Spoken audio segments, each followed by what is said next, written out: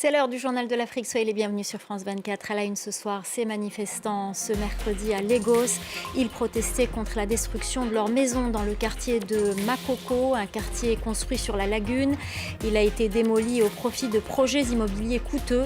La manifestation a été réprimée. Les détails à suivre. Le bras de fer judiciaire entre le Rwanda et le Royaume-Uni. Kigali a engagé des poursuites contre Londres après la suspension de paiement dans le cadre d'un accord pour accueillir des migrants expulsés. Un accord controversé abandonné par les travaillistes en 2024. Nous serons à Kigali dans ce journal. Et puis à la fin de cette édition, on vous parle de l'espoir du cyclisme féminin au Bénin. Georgette Vignon-Fondo, elle va quitter les routes de son pays pour rejoindre un centre d'excellence en Suisse. Son portrait signé Emmanuel Sochi. Ces manifestations réprimées à Lagos, au Nigeria, des centaines de personnes ont défilé pour protester contre la destruction de leur maison dans le quartier de Makoko. Des destructions qui vont laisser place à de coûteux projets immobiliers. Les habitants demandent à être relogés. Clarisse Fortuné. Des scènes de chaos dans les rues de Lagos.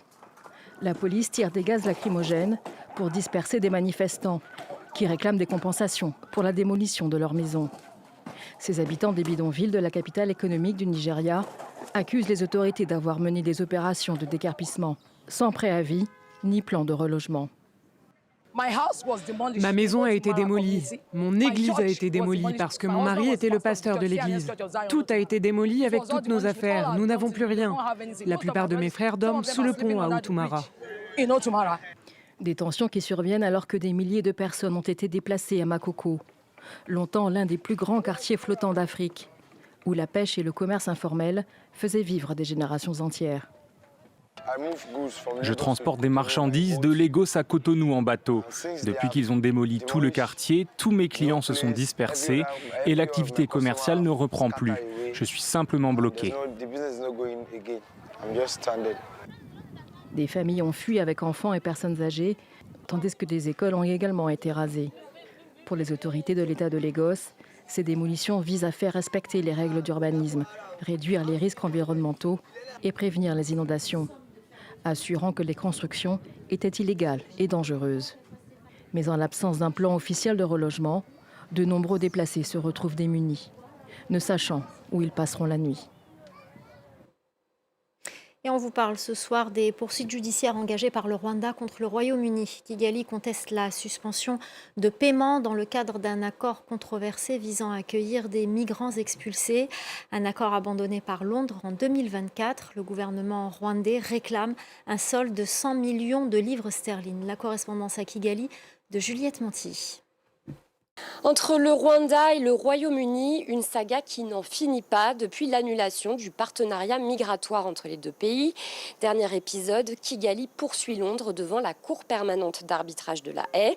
Au cœur du litige, deux versements de 50 millions de livres sterling dont Londres ne s'est pas acquitté.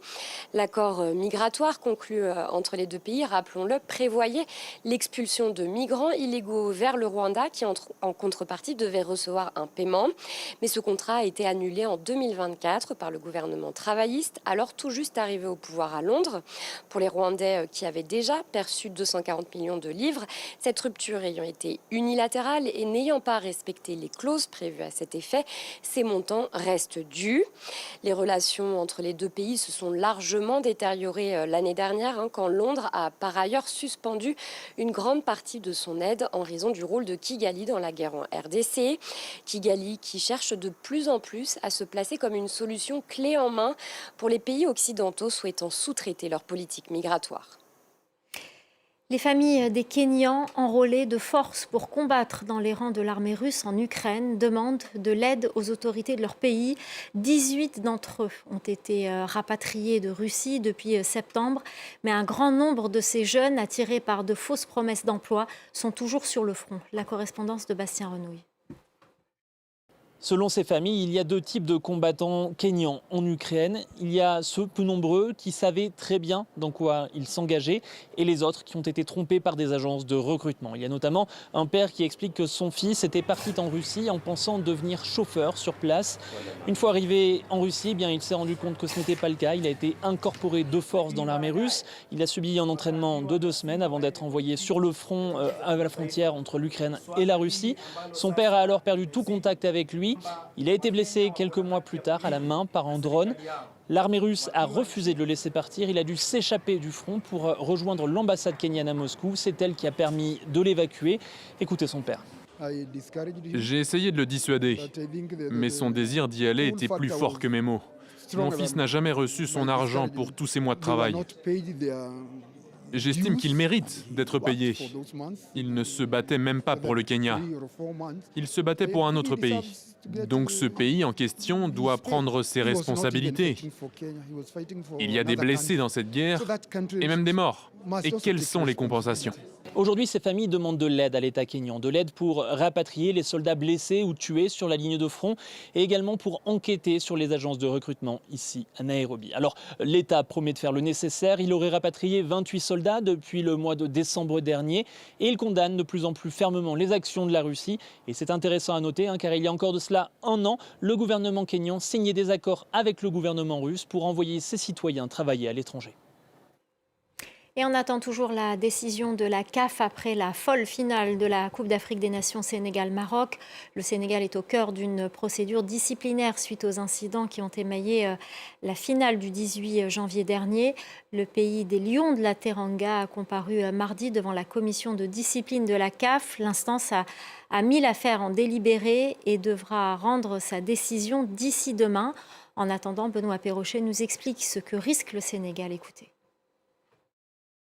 Cette commission qui doit statuer sur les incidents qui avaient émaillé cette finale, et des incidents, il y en avait eu en tribune avec ces affrontements entre supporters et forces de l'ordre, envahissement d'une partie du terrain, affrontement après 2 décisions arbitrales que les Sénégalais jugeaient défavorables aux Lions de la Teranga, un but refusé au Sénégal suivi d'un pénalty accordé aux Marocains. La suite, on s'en souvient, le sélectionneur du Sénégal, Pape Thiaw, qui demande à ses joueurs de quitter la pelouse, de rentrer au vestiaire avant même que ce pénalty ne soit tiré. Des Sénégalais qui finalement était revenu sur la pelouse à l'initiative de la star Sadio Mané. Une prolongation, alors un pénalty raté, une prolongation, un but en prolongation inscrit par Pape Gueye et le titre, donc le 2e sacre du Sénégal dans la Coupe d'Afrique des Nations. Autre incident, l'affaire de la serviette, ces joueurs et ramasseurs de balles marocains qui ont passé une partie de la finale, en tout cas de longues minutes, à tenter de subtiliser la serviette d'Edouard Mendy. Le 2e gardien sénégalais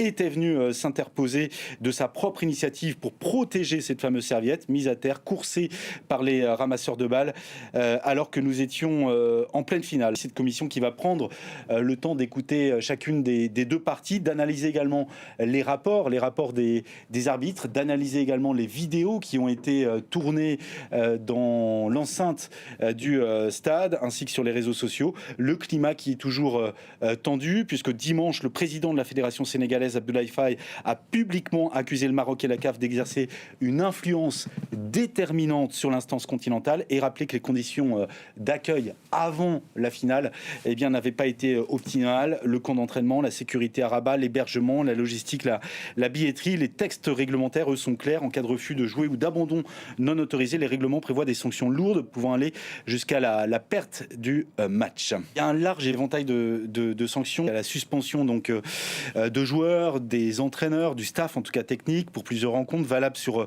l'ensemble des compétitions organisées par la Confédération africaine de football, l'exclusion d'une équipe des futures compétitions continentales, des amendes, des huis clos, des retraits de points, mais aussi des recommandations de sanctions auprès de la FIFA susceptibles d'influer sur les qualifications à la Coupe du Monde ou à d'autres tournois internationaux. Dans le cas du Sénégal, certains joueurs avaient donc quitté la pelouse et pourraient recevoir des suspensions individuelles applicables donc au-delà de la CAN. Elles pourraient atteindre 2 à 4 matchs pour les joueurs et membres du staff impliqués dans le retrait du terrain. Dans le code disciplinaire de la CAF, les sanctions ne concernent que les compétitions organisées par la Confédération. Est-ce que le Maroc et le Sénégal, aujourd'hui, ont à craindre pour leur participation à la prochaine Coupe du Monde pour laquelle ils sont qualifiés?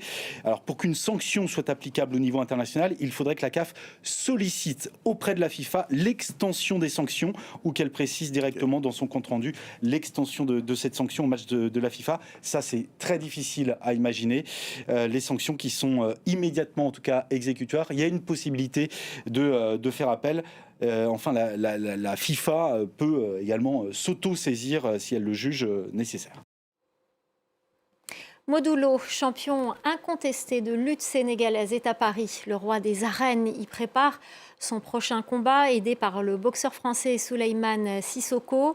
Modou Lo est en déplacement en France avec une dizaine d'autres lutteurs venus du Sénégal pour participer à un camp d'entraînement. Écoutez. La séance s'est bien passée. Au Sénégal, les lutteurs ne parlent que de l'aspect lutte en général, mais la lutte avec frappe nous intéresse aussi. Donc la boxe a une grande importance. Donc nous devons nous entraîner dans ces deux aspects. La séance a été intense et nous envisageons de revenir ici pour d'autres stages. Chaque personne veut être au sommet de son art. C'est pourquoi j'ai toujours rêvé de devenir roi des arènes. J'ai travaillé très dur et relevé plusieurs défis. Ce n'est qu'en 2018 que j'ai atteint ce stade. Maintenant, je dois travailler encore plus dur parce que j'ai plus de responsabilités. Elle s'appelle Georgette Vignon-Fodo. Elle a 18 ans et elle incarne le cyclisme féminin au Bénin. La jeune femme va rejoindre un centre d'excellence en Suisse sous l'égide de l'Union cycliste internationale. C'est une première dans l'histoire du cyclisme béninois. Reportage d'Emmanuel Sochi. Bon les gars, on va continuer un peu vers Ouida. Ils ont déjà 2 heures de route dans les jambes depuis Porto Novo. Sur la route des pêches, près de Cotonou, le peloton poursuit l'effort. Georgette Vignon-Fodo, 18 ans. Le 2 février prochain, direction la Suisse, elle intègre le Centre mondial, programme d'excellence de l'Union cycliste internationale. Un cap pour elle et un signal pour les autres cyclistes. Ça nous motive aussi ici de travailler et donner tout ce qu'on a. Dans ce peloton mixte, les femmes restent minoritaires, mais elles prennent leur place.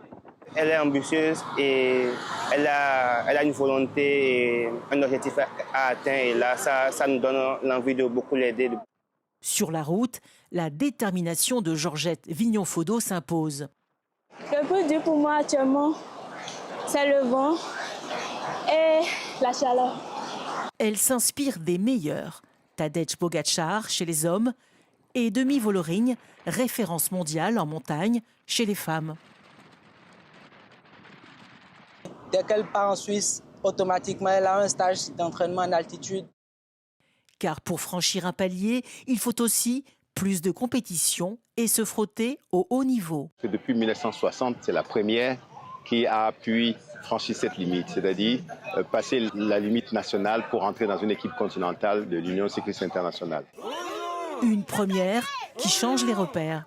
Tu es parti pour être une grande championne, une porte d'entrée pour le reste des coureurs. Sur son home trainer, dernière séance avant de s'envoler pour l'Europe et passer à l'étape supérieure. Mon plus grand défi, une fois là-bas, est de mieux intégrer l'équipe et apprendre des autres. C'est précisément le rôle du centre qui s'apprête à l'accueillir en Suisse. Encadrement, suivi et compétition, le Centre mondial du cyclisme prépare les jeunes talents aux circuits internationaux. Voilà, c'est la fin du Journal de l'Afrique. Restez avec nous, l'info continue sur France 24.